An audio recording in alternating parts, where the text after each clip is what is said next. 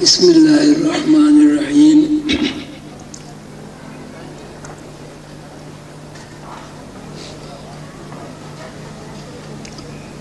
ابھی آپ نے روزے کے بارے میں احادیث نبی صلی اللہ علیہ وسلم اور کلام الہی کی آیات کی تشریحات سنی۔ روزہ ایک ایسا عمل ہے کہ جس کو اللہ تعالیٰ نے خود اپنے لیے پسند فرمایا، اور روزے کی جزا کے بارے میں ارشاد کیا کہ روزے کی جزا میں خود ہوں۔ بھی آپ نے احادیث بھی اس سلسلے میں سنی، قرآن پاک کی آیات کی تفسیر اور تشریح بھی آپ کی گوش گزار ہوئی۔ تو میں یہ چاہتا ہوں کہ ہم سب مل کر یہ سوچیں کہ یہ کیا بات ہوئی کہ اللہ تعالیٰ فرماتے ہیں کہ روزے کی جزا میں خود ہوں۔ نماز، حج، زکوٰۃ، جہاد اور ساری نیکیاں جس کے بارے میں اللہ تعالیٰ فرماتے ہیں ان سب کا اجر ملے گا۔ اللہ تعالیٰ فرماتے ہیں کہ چھوٹی سے چھوٹی بات اگر برائی کی ہے وہ بھی اللہ کے یہاں ریکارڈ ہے، اور بڑی سے بڑی بات اچھائی کی جو ہے وہ بھی اللہ کے یہاں ریکارڈ ہے۔ فَمَن يَعْمَلْ مِثْقَالَ ذَرَّةٍ خَيْرًا يَرَهُ وَمَن يَعْمَلْ مِثْقَالَ ذَرَّةٍ شَرًّا يَرَهُ۔ یہ بات جو ہے کہ روزے کی جزا میں خود ہوں، یہ اس کو تلاش کرنا ہے کہ اللہ تعالیٰ کے اس فرمان میں کیا حکمت ہے۔ روزے کی جزا میں خود ہوں، اس کا سیدھا سا مطلب میرے سمجھ میں تو یہ آتا ہے کہ روزے دار اگر روزے کی پوری حکمت اور پوری اس کے جو قاعدے اور ضابطے اللہ تعالیٰ نے مقرر کیے ہیں اس کے ساتھ اگر روزہ رکھ لیا جائے تو اللہ تعالیٰ کا اس روزے دار کو دیدار ہو جاتا ہے۔ روزے کی جزا میں خود ہوں، یعنی اللہ تعالیٰ اس کے سامنے آ جاتے ہیں۔ اچھا بھی یہ اللہ تعالیٰ کی مرضی کے اوپر ہے، اللہ تعالیٰ جس کے چاہے سامنے آ جائے، اللہ تعالیٰ کی کوئی پابندی تو نہیں ہے، تاکہ روزے کا اجر ضائع نہ ہو۔ لیکن ابھی تک کوئی ایسی بات سننے میں نہیں آئی کہ کسی نے جرأت کے ساتھ یہ کہا ہو کہ بھائی میں نے روزہ رکھا تھا اور میں نے اللہ کا دیدار کر لیا ہے۔ ہوں گے، بہت سارے لوگ ہوں گے، اللہ تعالیٰ کے بڑے بڑے بندے پڑے ہوئے ہیں، ولی اللہ پڑے ہوئے ہیں، عمومی طور پر یہ بات سننے میں نہیں آئی۔ میرا خیال ہے آپ نے بھی نہیں سنی ہوگی، اس لیے کہ اس وقت میرا یہ کہنا زیادہ مستند اس لیے ہے کہ میرا خیال ہے میری عمر آپ سب سے ہی زیادہ ہوگی اس وقت۔ تو یہ بات کہ روزے کی جزا میں خود ہوں، یہ کس طرح حاصل ہو؟ روزہ تو ہم رکھتے ہیں، سحر بھی کھاتے ہیں، اب سحر کی بھی فضیلت کے بارے میں آپ نے حدیث سن لی، افطار کی فضیلت کے بارے میں بھی حدیث آپ نے سن لی، بھوکا رہنا یہ بھی آپ کے ذہن میں آ گیا۔ دیکھیے اللہ تعالیٰ جب یہ کہتے ہیں کہ روزے کی جزا میں خود ہوں تو اس کا مطلب یہ نہیں ہوتا کہ آدمی نے ایک دفعہ اللہ کو دیکھ لیا۔ میری سمجھ کے مطابق اس کا مطلب یہ ہوتا ہے کہ روزے دار کے اندر ایک ایسی طرز فکر راسخ ہو جاتی ہے کہ وہ بندہ اس طرز فکر سے اللہ کے علاوہ کچھ دیکھتا ہی نہیں ہے، ایک طرز فکر حاصل ہو جاتی ہے اس سے۔ اچھا، طرز فکر کے بارے میں ہم سب کا مشاہدہ ہے اور ہم سب جانتے ہیں اس بات کو کہ طرز فکر ماحول سے بنتی ہے۔ اب وہ ماحول کے دو حصے ہوتے ہیں، ایک ماحول ہوتا ہے والدین کا، گھر کا ماحول، ماں باپ، دادا دادی، نانا نانی، خالہ پھوپھی، اور ایک ماحول ہوتا ہے گھر سے باہر کا۔ گھر کا ماحول ذرا کم افراد پر مشتمل ہوتا ہے، باہر کا ماحول زیادہ افراد پر مشتمل ہوتا ہے۔ اب جب بچہ باہر نکلتا ہے، ہر طرح کے لوگوں سے اس کی میل جول ہوتی، ملاقات ہوتی، لیکن یہ بات طے ہے کہ اس سے کوئی آدمی انکار نہیں کر سکتا کہ بچے کی جو ذہنی تربیت ہوتی ہے وہ ماحول کے زیر اثر ہوتی ہے۔ اب دیکھیں، ماں باپ کسی ایسے ماحول میں، ایسے محلے میں رہتے ہیں جہاں کے حالات اچھے نہیں ہوتے، اور وہی دیکھتے ہیں ہمارے بچے تو خراب ہو رہے ہیں اس ماحول میں، تو وہ کوئی بھی جتن کر کے، خرچہ کر کے، کچھ لوگ تو یہ دیکھا میں نے گھر بھیج دیتے ہیں، بھئی یہ محلہ جو ہے اس قابل نہیں ہے کہ یہاں ہمارے بچے نے خراب ہو جائیں گے۔ وہ ایسے ماحول میں جانا پسند کرتے ہیں کہ جہاں بچوں کی تربیت صحیح ہو، اور ایسا ہوتا ہے۔ بہت سارے تجربات آپ کو بھی ہوں گے، مجھے بھی ہوئے کہ ایسے ماحول میں بچے رہے کہ جہاں بچے پڑھتے نہیں ہیں، جہالت ہے، یا والدین کے اندر علم کا ذوق نہیں ہے، یا والدین میں خاندانی روایات کا فقدان ہے۔ جب ہم یہ دیکھتے ہیں کہ ہمارے بچے اس ماحول میں خراب ہو رہے ہیں تو ہم اس ماحول کو چھوڑ دیتے ہیں، اور یہ تجربہ ہے کہ بچے ہمارے ٹھیک ہو جاتے ہیں۔ اسی طرح اسکولوں کا بھی ہے، اسکول میں ہم بچوں کو بھیجتے ہیں تو وہ بھی اسی لیے بھیجتے ہیں تاکہ بچے کو ایک اچھا ماحول ملے۔ تو اب ہمیں یہ سوچنا چاہیے، اور ہم یہ سوچنے پر مجبور ہیں، اس کے علاوہ کوئی حل ہماری سمجھ میں نہیں آتا کہ ماحول کے زیر اثر طرز فکر بنتی ہے۔ ماحول اچھا ہوگا آپ اچھے ہو جائیں گے، ماحول خراب ہوگا تو آپ ماحول کے زیر اثر ضرور آپ کے اندر خرابیاں پیدا ہو جائیں گی۔ آپ کا بیٹا ایسے بچوں میں کھیلے گا جو گالم گلوچ کرتے ہیں، وہ گالی دینا شروع کر دے گا۔ آپ کا بچہ ایسے ماحول میں رہتا ہے کہ جہاں اللہ رسول کا تذکرہ ہوتا ہے، آپ جناب سے گفتگو کی جاتی ہے، وہ اسی قسم کی گفتگو کرے گا، اسی قسم کی بولی بولے گا، اور اسی قسم کی باتیں کرے گا جو اس سے ماحول میں موجود ہے، کہ ماحول میں وہ بچہ سن رہا ہے۔ ماں باپ اگر جھوٹ بولیں گے تو بچہ جھوٹ بولے گا۔ آپ نے دیکھا ہوگا چھوٹے چھوٹے بچے 2 سال کے، 1 سال کے، اماں ابا نماز پڑھتے ہیں، وہ مصلی پہ آ کے بچہ بھی کھڑا ہو جاتا ہے، چھوٹا سا نیت مان لیتا ہے، اسے پتہ تھوڑی میں کیا کر رہا ہوں۔ ماحول آدمی کو بدلتا ہے، تبدیل کرتا ہے۔ تو ایک ماحول انبیاء علیہ السلام کریٹ کرتے ہیں، اور ایک ماحول شیطان کریٹ کرتا ہے۔ جب انبیاء علیہ السلام کے ماحول میں بندہ چلا جاتا ہے تو وہ صالح ہو جاتا ہے، نیک ہو جاتا ہے، متقی ہو جاتا ہے، پرہیزگار ہو جاتا ہے، مساجدیں آباد ہو جاتی ہیں، قرآن کریم کی تلاوت عام ہو جاتی ہے، ایک ماحول بن جاتا ہے نورانی۔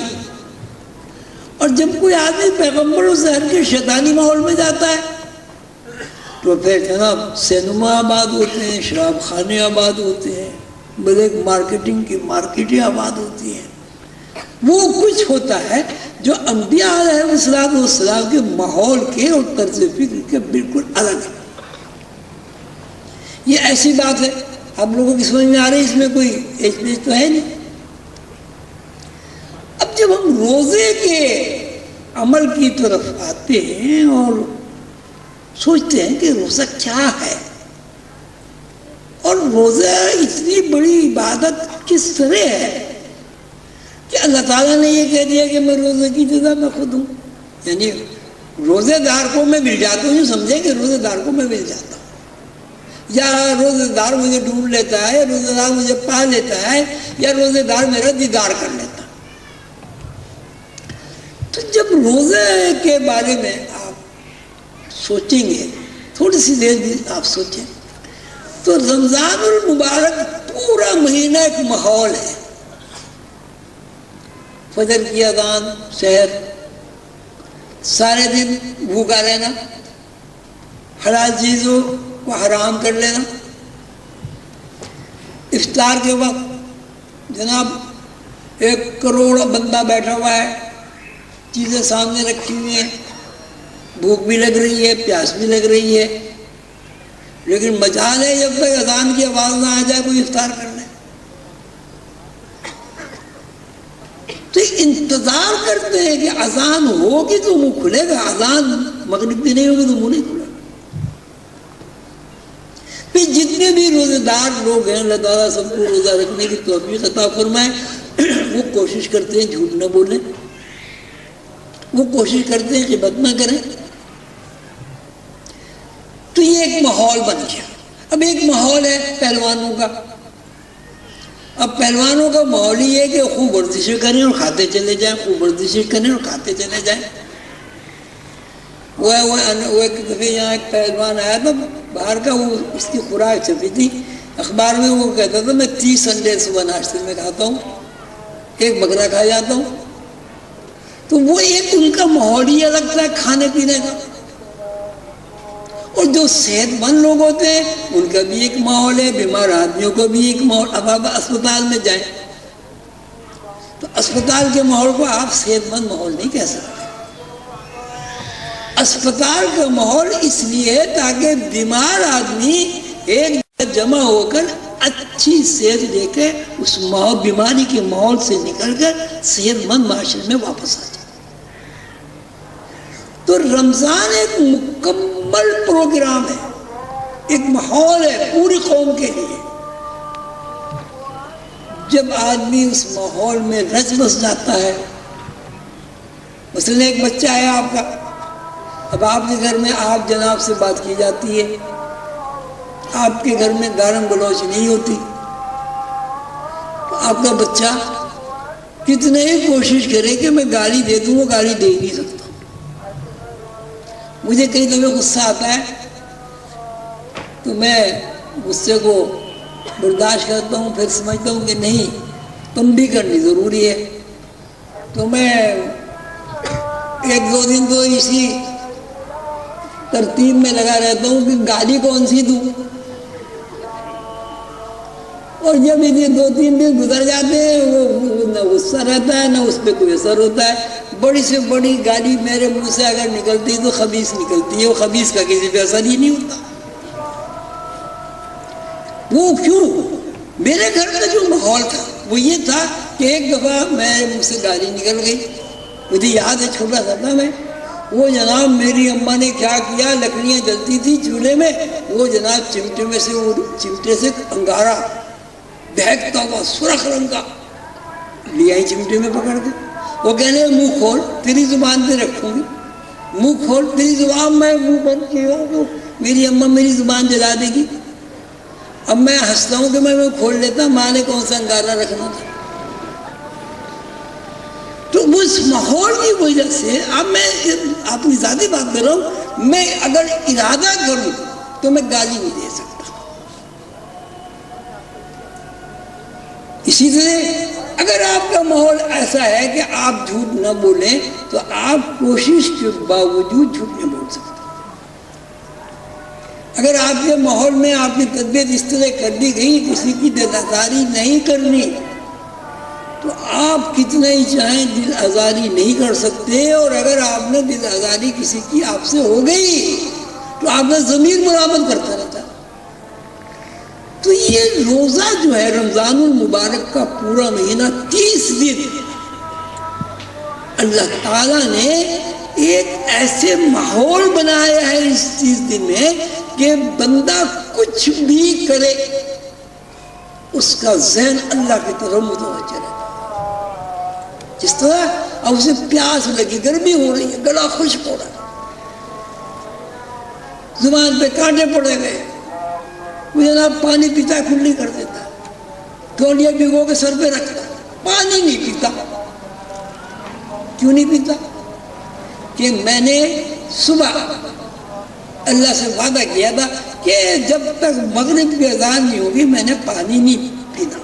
اور اللہ مجھے دیکھ رہا ہے, اگر مجھے کوئی نہ بھائی آپ غسل خانے میں جائیں جا کے غٹ غٹ کا پانی پینے کیوں دیکھ رہا ہے آپ کو, لیکن آدمی نہیں پیتا.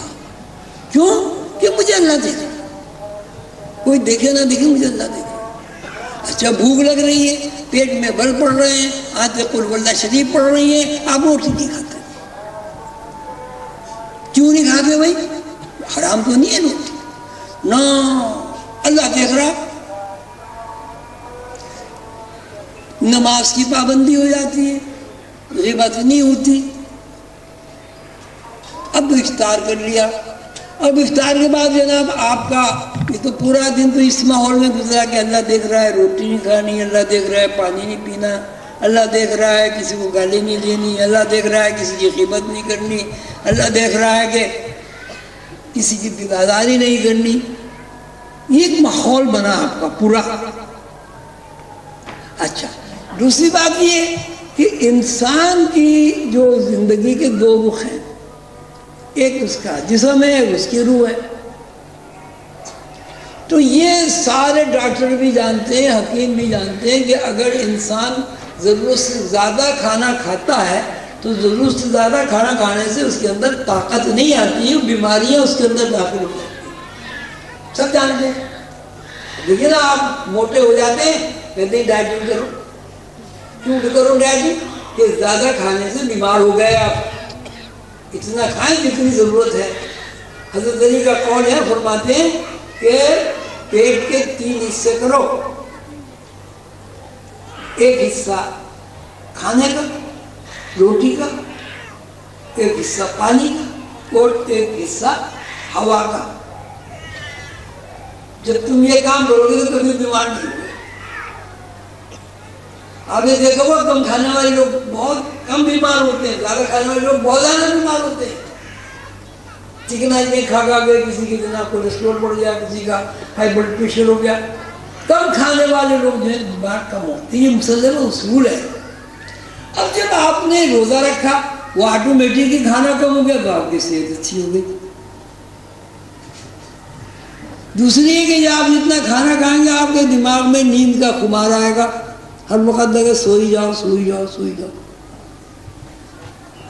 وہ کم رمضان میں کچھ دن نیند آتی ہے, 2-3 دن, پھر نیند نہیں آتی, نیند اڑ جاتی ہے. اچھا آپ نے دیکھا ہوگا 2-3 دن تو ذرا پریشانی ہوتی ہے, اور جب 2-3 دن کے آپ روزے رکھ لیتے ہیں اس کے بعد روزے میں ایک لذت آتی ہے. کئی دفعہ تو افطار کرنے کو بھی دل نہیں چاہتے, اتنی لذت روزے میں آتی ہے. تو یہ ایک ماحول بنا اس بات کے لیے کہ آپ اللہ کے لیے بھوکے رہیں گے, اللہ کے لیے پیاسے رہیں گے, اللہ کے لیے جھوٹ نہیں بولیں گے, غیبت نہیں کریں گے کسی, اور صبح سے شام تک اس خیال کو بار بار ریپیٹ کریں گے کہ میرا فجر سے لے کے مغرب تک, یعنی طلوع شمس سے غروب شمس تک پوری میری جو زندگی وہ اللہ کے لیے وقف ہے. میں نے کچھ نہیں کرنا, جو اللہ نے چاہنا ہے وہی میں نے کرنا ہے. پھر وہ رات آ گئی, اب رات میں بھی ان کا تراویح پڑھنی ہے, تھوڑی دیر سو گئے ان کا اب سحر کرنی ہے. تو جب آپ اس کو چارٹ بنائیں گے, اس کا اور حساب کتاب کریں گے, تو 24 گھنٹے میں تقریباً 15-16 گھنٹے انسان کا ذہن اللہ کی طرف متوجہ رہتا ہے, جو عام دنوں میں نہیں رہتا. تو یہ روزہ جو ہے یہ ایک ماحول ہے جو انسان کو انبیاء کی صف میں جا کر کھڑا کر دیتا ہے اور اللہ سے قریب کر دیتا ہے. پھر اس پریکٹس سے, کم کھانے سے, کم سونے سے, کم باتیں کرنے سے آدمی کے اندر ایک روحانی صلاحیت بیدار ہوتی ہے. ہر انسان جانتا ہے کہ انسان کے اندر دو صلاحیتیں کام کر رہی ہیں. ایک ہم بیداری میں چلتے پھرتے کھاتے پیتے، اور دوسری صلاحیت ہم خواب میں کھاتے پیتے چلتے پھرتے. تو 20 روزے رکھنے کے بعد، یعنی 20 دن ایک مخصوص نورانی ماحول میں رہنے سے انسان کے اندر ایک صلاحیت بڑھتی ہے. وہ صلاحیت ہے غیب بینی کی صلاحیت، جس کے بارے میں رسول اللہ صلی اللہ علیہ وسلم نے فرمایا کہ شب قدر کو طاق راتوں میں تلاش کرو، 21، 23، 25، 27، اور اگر چاند نہ ہو تو 29 بھی ہے. اور جو لوگ روزے کی فضیلت، روزے کے آداب، روزے کی حکمت اور روزے کے مفہوم سے باخبر ہو کر 20 روزے رکھ لیتے ہیں، ان کے اندر یقیناً غیب میں دیکھنے کی صلاحیت پیدا ہو جاتی ہے. اور جو وہ رات کو جاگتے ہیں، شب بیداری کرتے ہیں، اللہ تعالیٰ کے فضل و کرم سے ان کے اوپر شب قدر کا انکشاف ہوتا ہے. اِنَّا أَنزَلْنَاهُ فِي لَيْلَةِ الْقَدْرِ لَيْلَةُ الْقَدْرِ خَيْرٌ مِّنَ أَلْفِ شَهْرٍ تَنَزَّلُ الْمَلَائِكَةُ وَالرُّوحُ فِيهَا بِإِذْنِ رَبِّهِم مِّن كُلِّ أَمْرٍ سَلَامٌ هِيَ حَتَّىٰ مَطْلَعِ الْفَجْرِ. کہ شب قدر کیا ہے؟ آپ کیا سمجھیں شب قدر کیا ہے؟ شب قدر 1000 مہینوں کی سے افضل ہے. اب 1000 مہینے میں 30,000 دن ہوتے ہیں، 30,000 راتیں ہوتے ہیں. حساب میں صحیح کر رہا ہوں غلط کر رہا ہوں؟ کیوں بھائی صحیح ہے؟ 30 ہی ہوتے ہیں کم ہوتے ہیں؟ ایک مہینے میں 30 راتیں ہوتی ہیں، 30 دن ہوتے ہیں. تو 1000 مہینے میں 30,000 دن ہوتے ہیں، 30,000 راتیں ہوتی ہیں. کتنی ہو گئی؟ 60,000 ہو گئی. خیر من الف شہر، لیلۃ القدر افضل ہے 60,000 گنا حواس.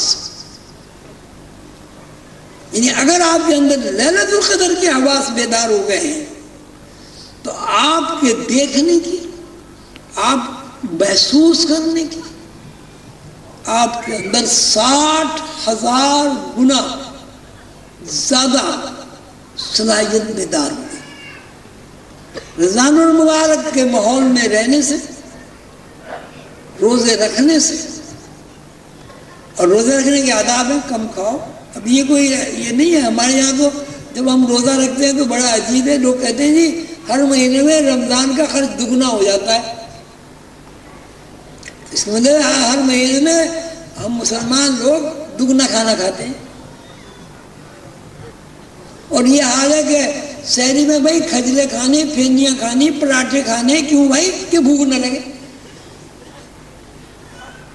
دوپہر میں ڈکاریں آتی رہتی ہیں کھٹی کھٹی. میں تو اپنا حال بتا رہا ہوں، آپ کو مجھے نہیں پتا. کھٹی کھٹی ڈکاریں آتی رہتی ہیں. اب ذرا وہ زور کے بعد ذرا کھانا نیچے اترتا ہے. اب وہ جی افطار میں لگ جاؤ. اب وہ افطار میں لگ گئے، وہ اب عصر کے بعد افطار سے فارغ ہوئے، اب جناب کھانا اور دسترخوان اور یہ سب سجا کے بیٹھ گئے. اب وہ اللہ تو پتہ نہیں کہاں ہے، اب کھانے پہ دل لگا ہوا ہے کہ وہ کم بخت مولوی کو دیر ہو گئی، جلدی سے اذان دے تاکہ افطار کریں. لیکن اگر آپ نے روزے کے آداب کے ساتھ روزہ رکھ لیا، مطلب اتنا کھائیں جس میں کمزوری نہ ہو، اتنا سوئیں جس میں آپ کی طبیعت خراب نہ ہو، اتنا کام کریں جس میں آپ تھکان سے بے حال نہ ہو جائیں، اور پھر روزہ رکھیں. اب روزے میں جب آپ کو فرصت ملے گی، بھائی زیادہ زیادہ قرآن شریف پڑھیں، نفلیں پڑھیں، درود شریف پڑھیں، سورہ قدر کی آیات کی زیادہ سے زیادہ تلاوت کریں.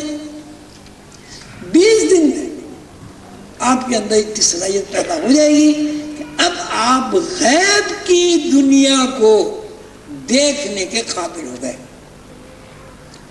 اب جب آپ راتوں کو جاگیں گے، 21 کو جاگے، 23 کو جاگے، 25 کو جاگے، اب دیکھیں رات کو آپ جو جاگیں گے کوئی تاش کے پتے تو کھیلیں گے نہیں، پھر اللہ کی عبادت ہی کریں گے نا.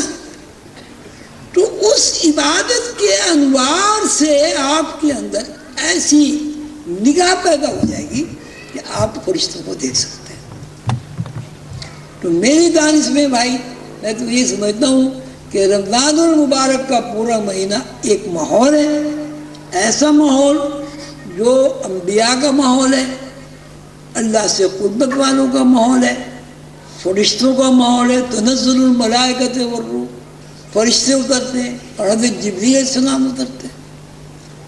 اور اس ماحول میں جب آپ رچ گئے، بس گئے، تو اب پورے سال، جیسے میں نے آپ کو مثال دی نہیں، میں گالی نہیں دے سکتا. اب ایک مہینے کے ماحول میں اگر آپ اللہ تعالیٰ سے قربت آپ کو حاصل ہو گئی، بس ٹھیک ہے، بس سارے سال آپ کو وہ قربت حاصل ہو جائے گی. شرط یہ ہے کہ روزے کو روزے کے آداب کے ساتھ رکھا جائے. اللہ تعالیٰ آپ سب کو خوش رکھے، آپ کو توفیق دے، مجھے بھی توفیق دے کہ ہمیں انبیاء علیہ السلام کے نقش قدم پر چلنے کی جو رسول اللہ صلی اللہ علیہ وسلم نے ہدایت عطا فرمائی ہے، ہم اس پر بھرپور طریقے سے عمل کریں. آپ سب حضرات تشریف لائے اللہ کے نام سننے کے لیے.